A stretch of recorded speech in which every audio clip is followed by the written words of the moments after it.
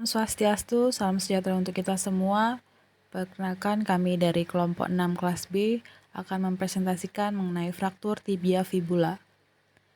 Dengan anggota yaitu saya Jessy Filomena Fernanda Bento, NIM 18046, Lona Milena 18118, dan Muhammad Farhan Al-Ma'arif 18051. Yang pertama adalah terminologi.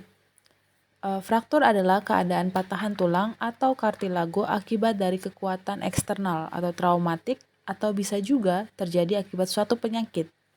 Patah tulang tungkai bawah dalam dunia medis dapat disebut sebagai fraktur pada tulang tibia fibula, os tibia fibula.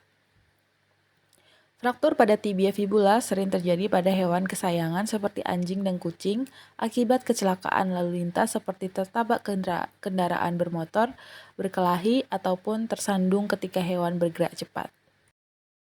Selanjutnya ada preoperasi. Alat-alat yang digunakan adalah scalpel, pisau bedah, gunting, artillery clamp, alias forceps, needle holder, pinset, spuit, jarum operasi, dan benang vicryl. Sebelum menggunakan alat tersebut, harus disterilisasi dengan autoclave ataupun alkohol 70%. Sedangkan bahan-bahan yang digunakan adalah tampon, alkohol 70%, iodium tincture 3%, NaCl fisiologis atau ringer laktat. Obat-obat yang dipersiapkan adalah premedikasi atropin sulfat, anestesi umum ketaminsilazin, anestesi inhalasi isofluran, antibiotika, dan antiinflamasi. Ruang operasi harus dalam keadaan bersih, meja operasi harus bersih dan telah disterilisasi dengan desinfektan. Sebelum pembedahan terhadap hewan, dilakukan pemeriksaan fisik, meliputi signalemen, berat badan, umur, pulsus, frekuensi nafas, suhu tubuh, sistem digestifus, respirasi, sirkulasi, syaraf, reproduksi, perubahan anggota gerak, dan perubahan kulit yang telah dicatat semua pada ambulator yang sudah terlampir. Untuk teknik operasi, yang pertama, penanganan pada kasus fraktur harus mengacu pada 4 konsep dasar, yaitu 4R: rekognisi, reposisi, retensi, dan rehabilitasi. Untuk rekognisi, harus dilakukan sedini mungkin untuk mengetahui lokasi dan tingkat keparahan fraktur, serta membantu menentukan jenis penanganan yang tepat. Pada beberapa kasus di mana fiksasi internal dan eksternal tidak dapat dilakukan, maka dapat dilakukan penanganan lain, yaitu amputasi. Sistem implan harus berdasarkan Fracture Assessment Score atau FASS, yaitu FASS dengan skor 0,3, FASS dengan skor 4-7, dan FASS dengan skor 8-10. Yang pertama, aplikasi CAS pada reduksi tertutup. Yang pertama, hewan diposisikan lateral rekombensi dengan kaki fraktur di atas. Pasang stockinette, bantalan cast, dan bahan cast. Gunakan bantalan ekstra saat memasang cast untuk membuat cast recurve. Setelah cast mengeras, potong longitudinal sepanjang permukaan medial lateral, lalu letakkan dengan perban atau wrap. Yang kedua, ada fraktur proximal tibia. Pertama, posisikan hewan dorsal rekombensi dengan kaki yang fraktur ditarik ke kaudal. Insisi kraniomedial dari kulit dan diseksi dari fascicular menampakkan tibia. Setelah insisi, tarik kulit ke lateral untuk mendapatkan epiphysis lateral tibia. Angkat fascia dan musculus untuk menampakkan kedua permukaan media dan lateral dari fraktur, seperti pada gambar A. Lalu, pertahankan reduksi dengan forceps, kemudian masukkan kawat Kirschner pada permukaan lateral, tibia epiphysis ke fisis, hingga metafisis melalui korteks medial. Selanjutnya, pasang kawat kedua dari medial epiphysis tibia sepanjang fisis ke dalam metafisis dan melalui korteks lateral. Bengkokkan kawat untuk mencegah migrasi seperti pada gambar C. Lalu, kecangkan kawat dengan kawat pengikat seperti pada gambar D. Untuk intramedullary IM pin, yang pertama, hewan diposisikan dorsolateral rekombensi dengan kaki fraktur di bawah. Lalu, dilakukan pendekatan insisi kraniomedial setelah reduksi atau reposisi fraktur. Yang ketiga, pin dimasukkan ke tendon patella secara lurus dengan sendi difleksorkan seperti pada gambar di bawah ini.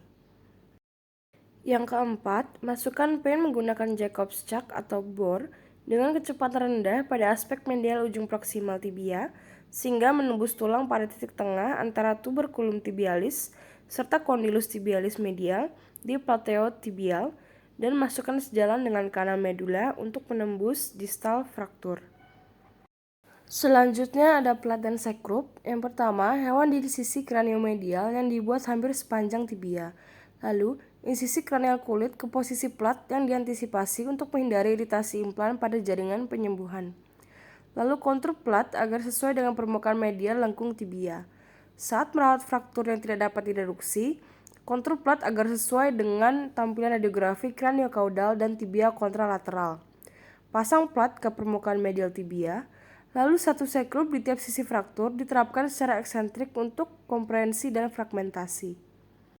Lalu ada external skeletal fixator. Setelah fraktur direduksi, baik ditutup menggunakan traksi atau dengan pendekatan terbuka terbatas, ESF dapat dipasangkan. Aspek medial tibia paling sering digunakan untuk penempatan pin fiksasi.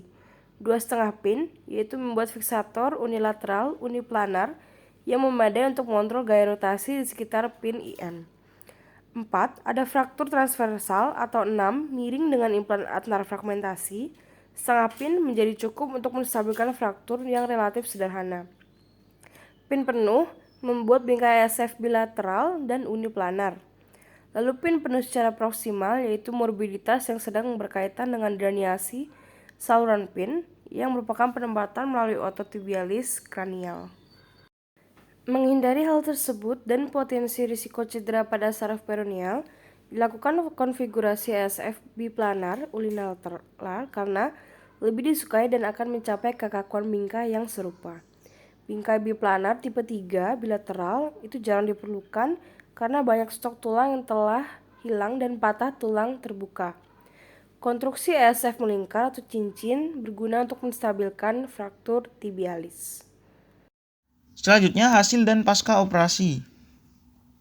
Beberapa treatment yang bisa dilakukan untuk mendukung dan mempercepat kesembuhan pasien pasca operasi, diantaranya pasien dapat diberikan antibiotik broad spectrum seperti amoxicillin selama 5 hari dan pemberian antiinflamasi seperti asamefenamat selama 5 hari. Yang kedua, pemasangan kolar untuk mencegah pasien menjelati luka. Yang ketiga, pemberian salep topikal. Dan yang keempat, pakan yang bergizi agar mempercepat pemulihan pasca operasi.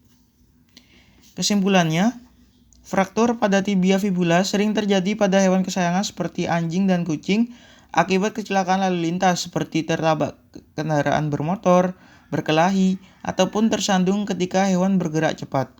Penanganan pada kasus fraktur harus mengacu pada 4 konsep dasar yaitu 4R, yaitu rekognisi, reposisi, retensi, dan rehabilitasi.